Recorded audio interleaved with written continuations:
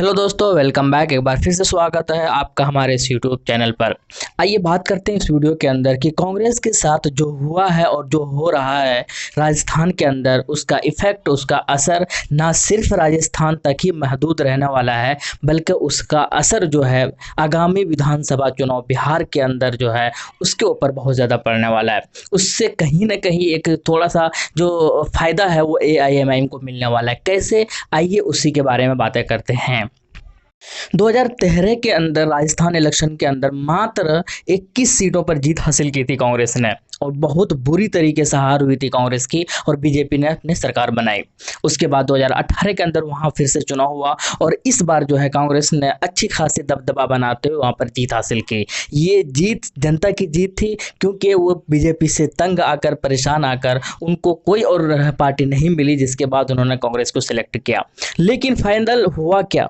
उनके होनहार नेता सचिन पायलट आज उनको छोड़कर वो तीसरा मोर्चा बनाने के लिए कुछ इस तरह के हलचल हो रहा है, या कुछ लोग कह रहे हैं कि वो बीजेपी में शामिल हो रहा है। चाहे वो बीजेपी में शामिल हो रहा हो 30 विधायकों के साथ, चाहे वो फिर तीसरा मोर्चा बना रहा हो, ये कोई फर्क नहीं पड़ता। पॉइंट ये है कि कांग्रेस के लोग कांग्रेस में ही क्यों नहीं रहते 5 साल तक? जिनको आप जिताते हो वो उन्हीं तक ही क्यों नहीं टिका हुआ रहता है उस पार्टी के अंदर? क्यों वो छोड़कर या तो दूसरे के पार्टी में चले जाते हैं, या फिर वो अपने आप आज़ाद और इंडिपेंडेंट हो जाते हैं? आखिर ऐसा क्यों होता है? क्यों मध्य प्रदेश के अंदर भी वही हुआ? उन्होंने सरकार बनाई कांग्रेस ने, उसके एमएलए खरीदो फरोख्त हुआ, और फिर फाइनली जो है बीजेपी की सरकार बन गई। कर्नाटका में भी यही हुआ। पहले किसी और की सरकार थी, गठबंधन की सरकार थी, उसके बाद फिर से उनके एमएलए जो है खरीदो फरोख्त हुआ, और वापस से फिर से बीजेपी की सरकार बन गई।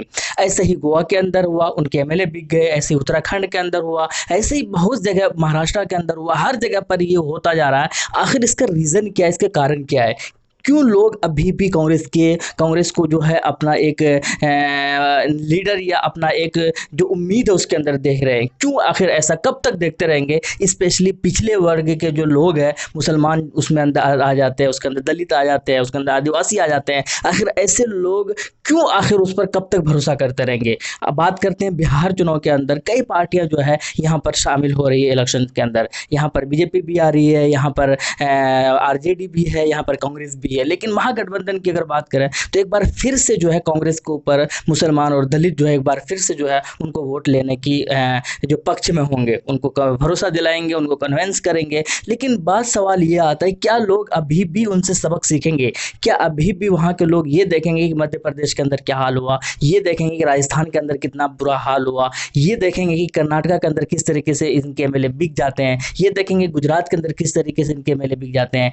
क्या बिहार के लोग भी उन्हें फिर से उनको जिताएंगे, और फिर महीने या चंद महीनों के बाद उनकी अगर सरकार बन भी जाती है तो उनके एमएलए जो है बिक कर, या फिर किसी भी तरीके से, या आपस में खुश ना रह के, स्टेबल ना रहते हुए वो किसी और की पार्टी में चले जाते हैं? क्या इसी के लिए बिहार के लोग इस बार सिलेक्शन या इस बार उनको वोट देंगे? बात करते हैं दूसरे महागठबंधन के अंदर एक और पार्टी है आरजेडी, जो कि बड़ी पार्टी है बिहार के अंदर। उनके ऊपर ये इल्ज़ाम लगाया जाता है जीतन राम मांझी के द्वारा कि वो हिडन एजेंडा के तहत काम कर रहे हैं, और फाइनली वो है वो जो बीजेपी को जिताने में लगे हुए, क्योंकि उनके जो पिताजी लालू प्रसाद यादव वो किसी तरीके से बाहर आ जाए। ये हो सकता है कि एक ब्लेम हो सकता है, ये एक एलिगेशन हो, मैं उनके ऊपर बात नहीं करता, मुहर भी नहीं लगाता। लेकिन एक सवाल जरूर है कि लोगों के मन में क्या चल रहा होगा, बिहार के लोगों के मन में क्या चल रहा होगा कि अब किसे सपोर्ट करें, क्योंकि हम जिसको चाह रहे हैं वो तो हमारे साथ रहता ही नहीं है, वो हमें छोड़कर, हमें दगा देकर वो अलग हो जाता है। लेकिन सिर्फ एक ही पार्टी बचती है बिहार के अंदर, या तो तीसरा मोर्चा अगर कोई बनता है तो लोग शायद उनको सपोर्ट करें। अदरवाइज एक ही पार्टी बनती है बिहार के अंदर जिनको लोग सपोर्ट कर सकते हैं और फायदा भी हो सकता है, वो पार्टी है एआईएमआईएम की पार्टी। क्योंकि सबसे पहली बात, वो पार्टी एक ऐसी पार्टी है जो कि उस तरीके के लोग जिनके ऊपर दाग धब्बे लगे हुए रहते हैं उनको टिकट नहीं देती। दूसरी, ये पार्टी के एमएलए कभी, हालांकि ये छोटी पार्टी है, इतने ज़्यादा एमएलए है नहीं, लेकिन फिर भी आज तक ऐसा कोई केस नहीं आया कि इनका एमएलए जो है वो किसी और पार्टी में ज्वाइन कर लिया हो, या इनके एमएलए को कोई खरीद सकता हो। तीसरी बात ये है कि वो सही सही बातें करता है, सच्ची बातें करता है, और जिस तरीके से सीमांचल के अंदर लोगों को इंसाफ दिलाने की होड़ में है लगे हुए, स्पेशल पैकेज दिलाने की बात कर रहे हैं और लगे हुए कोशिश जारी है, इससे हो सकता है कि एमआईएम की जो है दावेदारी और भी ज़्यादा बढ़ जाए, क्योंकि बिहार में तीसरा मोर्चा के रूप में अकेले एएम की पार्टी जो है वो लगी हुई है, सबसे ज़्यादा दावेदारी पेश कर रही है, सबसे ज़्यादा लोग उम्मीदें भी हासिल कर रही है, और शायद लोग इस वक्त जो है कांग्रेस का जो फॉल डाउन है वो स्टार्ट हो चुका है। लोग शायद बिहार के लोग अब उनके ऊपर भरोसा ना करें, क्योंकि जो हाल वो मध्य प्रदेश के अंदर हुआ है, जो हाल और दूसरे स्टेट के अंदर हुआ है, दूसरे राज्य के अंदर हुआ है, वो हाल शायद बिहार में देखना ना चाहते हों।